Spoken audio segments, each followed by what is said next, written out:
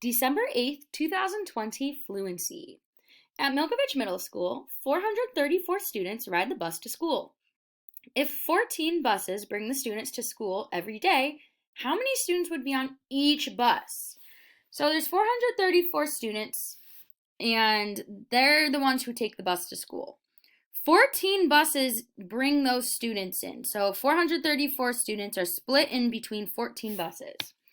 So you got it. We are going to divide here because we have 434 is going to go on the inside of our house as our dividend.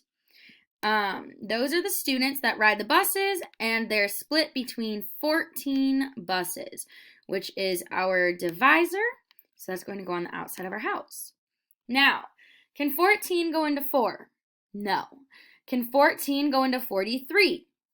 Yes, it can. But now, how many times? Well, even if we get it wrong, that's okay. First of all, I know that 14 times 2 is about 28. If I have 28 plus 40, or 28 plus another 14, I'll have that 8 plus 4, which is 8, 9, 10, 11, 12, 2, 3, and 4. So we should get 42. So 14 times 3 is going to give us 42. So I'm going to put 4 and then a 2. 42. Now, we're going to subtract. 3 minus 2 is 1. 4 minus 4 is 0. We are now going to bring down that 4. And now we have 14. How many times can 14 go into 14? Well, it can go in 1 time. And then 14 times 1 is 14. 14. Now when we subtract these, we get 0.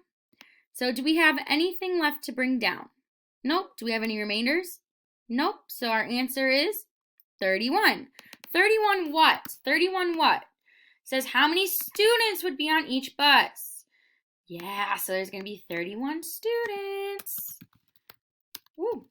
on each bus. Perfect.